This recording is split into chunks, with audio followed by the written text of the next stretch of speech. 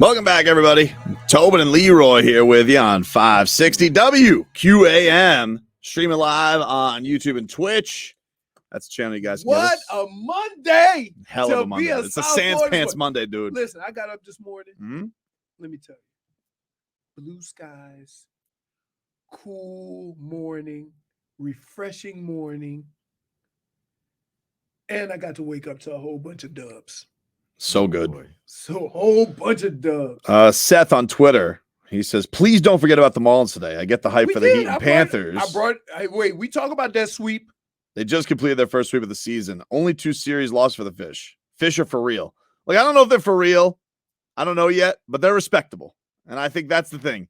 With the Marlins, you're just looking for a little damn respect. Give me something good to watch. And they've done that. And by the way, still undefeated in those teal jerseys, which are sweet as hell.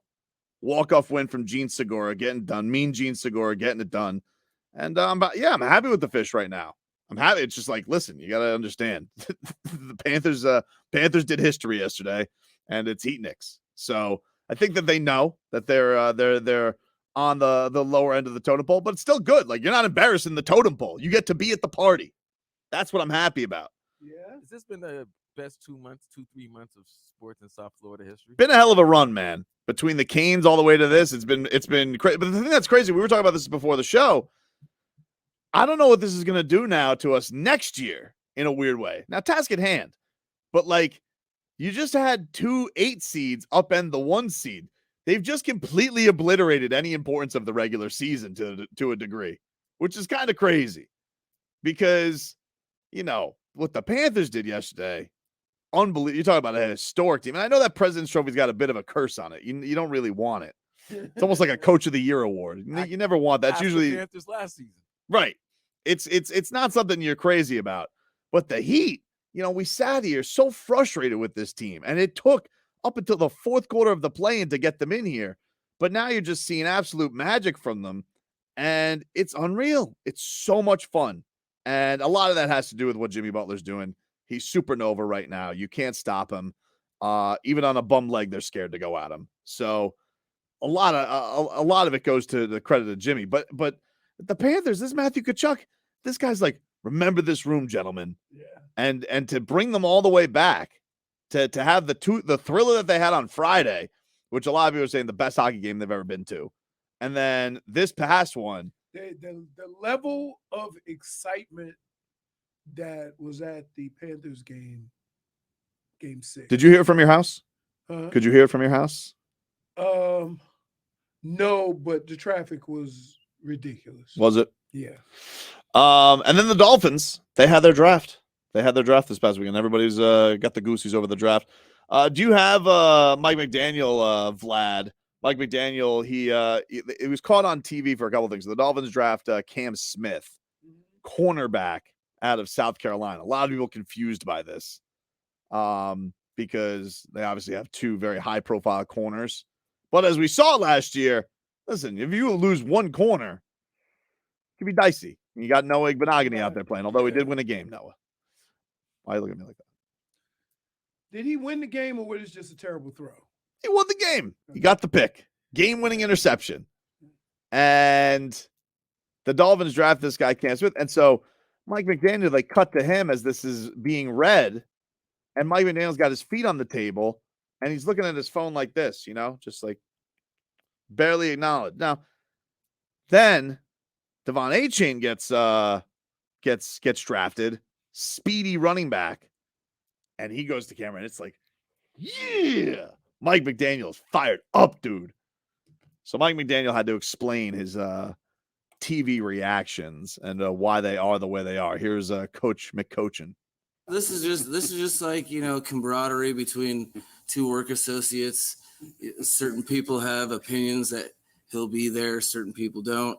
And I was really excited that Chris was right that a player was there. So, you know, you get excited about all the players. We, you know, it's just really it's down to the TV producers who decide when they catch you, because apparently, as it's become aware to me that the first pick I was texting my wife and had my shoe on the table. So we get excited for all of our players, and that's just because of the amount of work that we all put in over an extended period of time to figure out who those players are. Maybe, but I kind of feel like he was more excited about getting the fastest running back in the draft. He likes fast. The guy likes fast. I got it. Who's his guy? Who's his guy? Mostert. Mostert's his guy. I understand that. But think about this.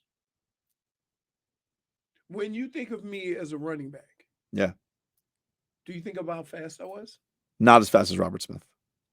Not far off. Well, I know that, but according to Charles, but the marketing Right. was Charles Davis said, Right. that thing. But I wasn't slow. Mhm. But that's not what made me a good running back. That I can run fast. The first 10 yards for a running back is the most important. If you get past those 10 yards, then your speed matters. It's hard to get there. That was the thing with Lamar Miller forever with the Dolphins. Right. They go, he can take it to the house at any time. He can't get in the secondary. Then he broke one. He had like one. One. So, yeah, man, I appreciate the fact that everybody wants speed in their running back and everybody wants fast. Some of the best receivers to ever play the game weren't fast. Jerry Rice was not fast. Well, yeah, but here's the thing. This is why I think he's pumped about it. Like, that's, first of all, running back's kind of Mike McDaniel's thing. Like, he was the run game coordinator. He found Mostert. He scouted Jeff Wilson. These are like guys he just found out of the scrap heap. All right. Why are you dismissive like that? I don't know. I'm not being dismissive. I'm being dismissive of the point that you're taking a skill and automatically determining this guy's going to be any good. Well, I'm not doing that specifically with them. I'm just saying that the coach, that's what his thing was with San Francisco. I got you. And the two guys on this roster who you've said you have a lot of faith in, he scouted them. Those are his guys. So if he tells me that this college guy, the guy they've been watching for a couple of years, apparently, that they, are pumped that they have him, kind of gets me excited. I'm excited. Fast, dude. So much speed. You do realize that you have two guys that average almost 5 yards a carry. I know now now they got a young pup who can learn. All right. What did Ricky Bobby say? You ain't first, you last. He did say that, but I was going to just say he also said it as a child. I want to go fast. I want to go fast. Yes. Yeah. This was also. I'll tell you what. As long as that movie exists on any type of TV, if it is on, I will stop. And I know some of their lines more better than they do. That movie, I don't know why that movie gets me every time. This was McCochin. He also said, didn't think that we'd have a chance to even get aging. Wait, every coach in the league can't say that. No, dude. Every coach is saying, wait. This is honest McCochin. Let's go. Look. Let's go live to Cleveland. I don't like what you're doing right now. Let's go live to Cleveland. I don't like we got a guy. We didn't think he was going to be available. Let's go to Seattle. He had a genuine on camera. We didn't think he was going to be there. No, you're calling him a liar. I don't like that. I don't like that. Nope. I don't like that. I'm telling you right now. We can go to any team. Here's the other line you hear after the draft, Vlad. That's the guy we always wanted. That's the guy we always wanted. But he genuinely looked on camera like that's the guy he always wanted. If that's the guy that you always wanted, how can you be shocked that he dropped you? That's, you know what I mean? Right. Like that. Well, it sounds like there was a little, maybe he thought maybe we should use 51 on him. And Chris Greer's like, no. So that's why there was a little bit of tension there. No, here's what I would say. Can we just hear from him first? A coach knows what he wants, right? But he doesn't have the grades for a lot of these players like the GM does. So that's why the GM will probably take charge of this, even though the coach may want this guy. Here's McCochin. Really, all the players that I like in general, I'm kind of a pessimist in the draft because you want to be prepared for all specific situations, really. So I think Chris has caught on to that, and yeah, I didn't think he was going to be there, and but that happens every draft, and really, I was very hopeful for both of our selections, but wasn't totally positive they'd be there. So very excited about that opportunity we had. If you could have heard what he said, he had the room laughing, but Yeah. I can't repeat it. No, it was a safe place, and then which is some things. You're on a team for a reason. You got to have some secrets for yourself. I like it. Hey, Point for Toby. Pineapple. He said it was a safe place. Safe place. I used my safe word. So, again,